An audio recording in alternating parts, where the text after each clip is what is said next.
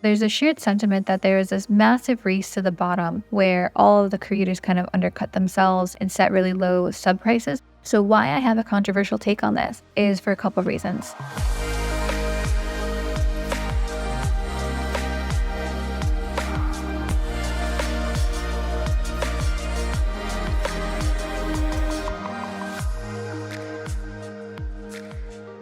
Welcome back to On The Horizon. This is MelRose Michaels. I am your host, and I'm here to share what's worked for me in building my adult creator business to try to make building yours just a little bit easier.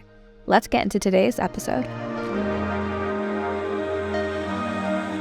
There is a controversial topic that I'm seeing a lot of right now in the adult community, and I do want to weigh in, even though I do also believe that I might have a bit of a controversial take on this. So the sentiment is that creators are putting all of their content out for really low sub prices and expected to create a ton of content for next to no money in the hopes of getting a ton of subscribers.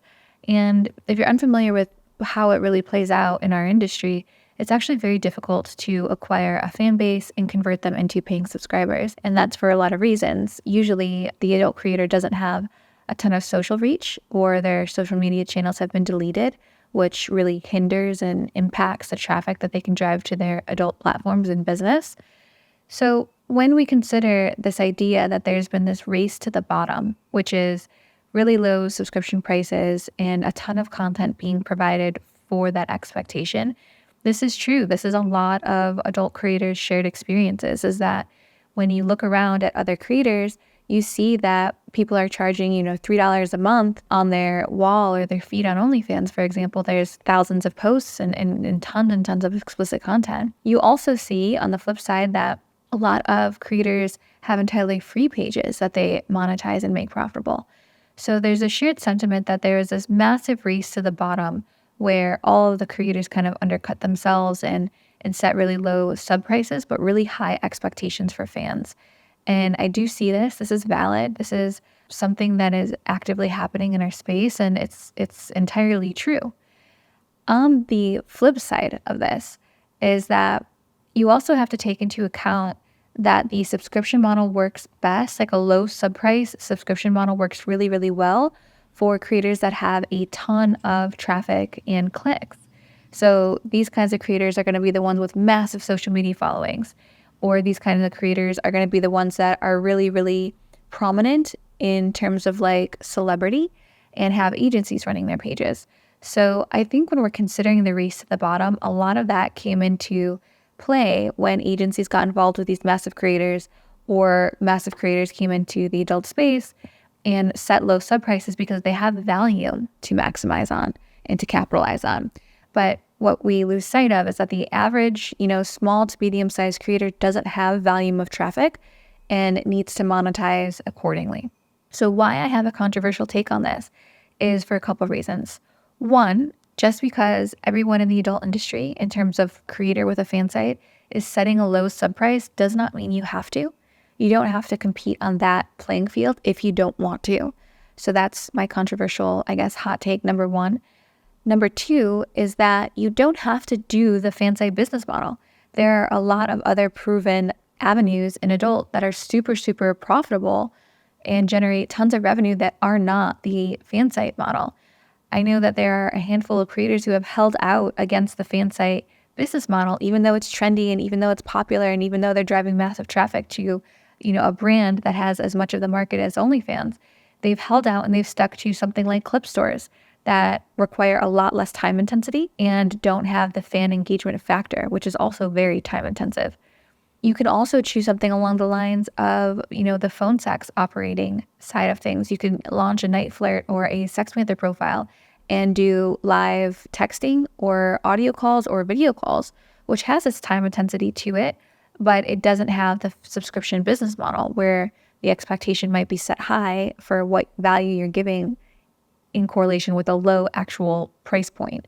And then there's also the live webcam model in general. You can go to live webcam, you can put in your hours, you can build an audience and a community And that support will, purchase and tip for countdowns and live shows, and also likely funnel over into other aspects, whether that be a clip store or a premium Snapchat or a Sex Panther or something. So there are multiple ways to make money in adult that aren't the fan site business model. So when I see these conversations being had, and I agree with the sentiment. I feel it too. I am, someone who creates a lot of volume of content at what I would consider a reasonable quality. And the only thing I've done differently in terms of my fan site model is I have a high sub price. I'm monetizing my fan site at $25 a month, not $3 a month, because I have chosen as a creator to not participate in what I see other creators doing. Now, I'm not saying that's going to work for everyone that's listening to this. I'm certainly not saying that it's going to be a viable option for every creator, but because my background as an adult creator is in premium Snapchat, for me to make a new video every day and put that out at a high price point for $25, that actually is something I have been able to sustain in the past, and I can continue to sustain if I choose to. I don't think that that's the right fit for everyone, but I also really don't think that the fan site model is the right fit for everyone. I think it's what's on trend and what's popular and what a lot of us are gravitating to, because we see these crazy headlines of Instagram influencer launches OnlyFans and makes $1 million in 30 days and crazy stuff like this. But when you take into account the amount of adult creators verified on something like OnlyFans and what it takes to get into the top 0.01%, there's really not a lot of creators in that kind of mountaintop or in that landscape. When you're talking about top 0.01%, I would estimate you're talking about maybe 1,000 creators. It's really not a lot of people. Even to get in the top 1%, those creators might be earning anywhere from 20 something to 30,000 something a month. And there's not a lot of them either. And I know this not from a solid numerical data point, but because I have a lot of successful agency friends, or I'm consulting for agencies, and you start to get an idea of what those numbers really look like at scale between all of these conversations being had in the back end. And it's just not a lot. So I find that the success of the fan site business model for the average adult creator is very overstated. And it makes a lot of us kind of follow that pathway because we think, because of the headlines and because of the money that was generated and all of these things, that it's going to work for us. But it's a very difficult business model to sustain. It really is. And so I want to encourage you listening to this, if you're struggling with your fan site, maybe reconsider where you put your time and how you build your adult creator business, because that is not the only way. And it also might not be the most sustainable way for you. And you don't have to do it that way if that's not a good fit. A lot of creators, like I said, are following the pack. And I think you should really evaluate what you want your life to look like, what you want your business to look like, and then reverse engineer that into what makes sense. So if you're a creator that doesn't want to spend time always attached to their phone in DMs with fans, you don't have to give that level of access to yourself. You could launch a clip store, update your clip store every week, not have any communication with fans, and then just monetize in a less time intensive way off of a clip store. If you don't mind being interactive and engaging with fans, but you want to have it turn off when you are off of work, maybe consider a live cam model where you're online and live and you give your fans and audience access, you engage with them, you do live shows with them, and then when you log off and you go offline, you're actually offline. You're not sitting in DMs somewhere, you're not responding to fans, and you have this on and off switch built into your business. And subsequently, if you are someone that is super, mobile and on the go, and you want to maybe pursue travel or build, this kind of nomad lifestyle, maybe consider phone sex operation or something at night flirt or Sex Panther, because that gives you a lot of mobility in your business, and that might be way more sustainable for the life you're trying to build. So I think these are important conversations to have. I certainly think that there are a million ways to build a successful adult creator business. And I think we get stuck in the short-sightedness of seeing what appears to be working for all of these other creators that we follow and we engage and interact with online. And we lose sight of what will actually work for us as an individual creator. So I wanted to chime in. I wanted to give my 2 cents.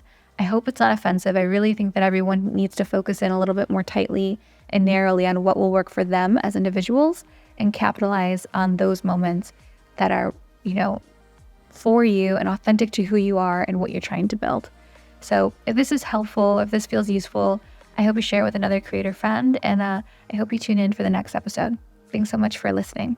It would be absolutely incredible if you rated this podcast 5 stars and left a little review. We want to get this podcast to as many adult creators as possible, and you taking a second to leave a couple stars and a review really helps us do that.